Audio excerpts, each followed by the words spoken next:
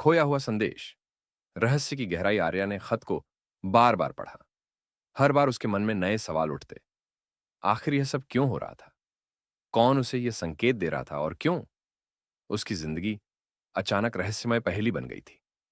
खत को लेकर वह अपनी मां के पास गई, लेकिन उसकी मां को यह खत देखकर गहरी चुप्पी छा गई। उनकी आंखों में आंसू थे, पर उन्होंने कुछ नहीं कहा। आर्या ने उनसे बार बार पूछा, मां, क्या आप कुछ जानती हैं? यह खत किसने लिखा? मां ने सिर्फ इतना कहा, कुछ सवालों का जवाब समय देता है, तुम्हें खुद इसे समझना होगा। आर्या ने ठान लिया कि वह इस पहेली को सुलझाएगी। उसने खत के शब्दों पर ध्यान दिया और तुम्हारा भाग्य के बारे में सोचने लगी। क्या यह सिर्फ एक मानसिक खेल है या वाकई में कोई बड़ा सच छिपा है? गांव के संत से सलाह लेने के बाद आर्या को पता चला कि पुराने जमाने में उनके गांव के पास एक गुफा थी जिसे लोग सच की गुफा कहते थे। कहा जाता था कि वहां जाने वाले को अपने जीवन के गहरे सच का पता चलता है। आर्या ने हिम्मत जुटाई और उस गुफा में जाने का फैसला किया। गुफा के अंदर अंधेरा था, लेकिन दीवारों पर अजीब सी नक्काशियां बनी थीं।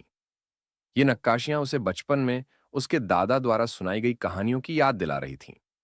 एक जगह उसे वही शब्द लिखे मिले, जिंदगी एक पहेली है, लेकिन जब तक तुम इसे सुलझाने की कोशिश नहीं करोगी, इसका मतलब तुम्हारे लिए छिपा रहेगा। तभी गुफा में एक अदृश्य दरवाजा खुला और अंदर से एक चमकदार रोशनी निकलने लगी। आर्या डर और उत्सुकता के साथ अंदर बढ़ी। वहां उसे एक और छोटा बक्सा मिला। इस बार उसमें एक नक्शा था। नक्शे ने आर्या को गांव से बहुत दूर एक पुराने खंडहर की ओर इशारा किया। यह खंडहर कभी एक प्राचीन महल हुआ करता था।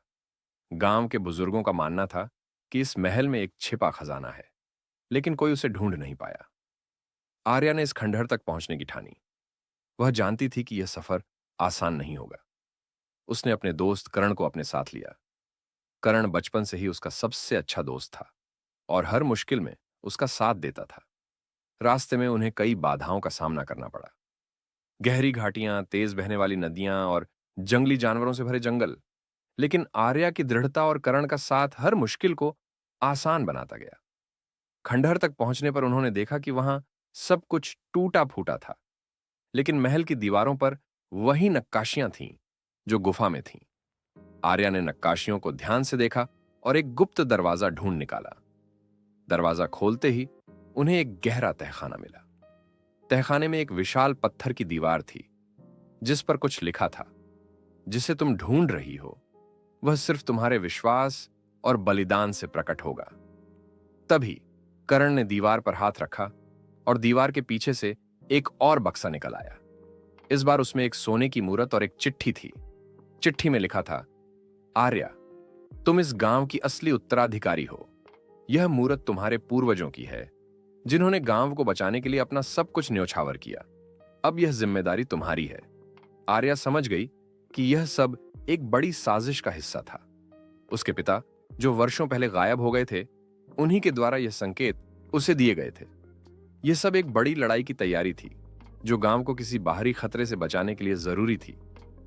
यह राज अभी तक अधूरा है और जवाब छुपा है अगले पार्ट में। क्या आप तैयार हैं? तो मिलते हैं अगले एपिसोड में।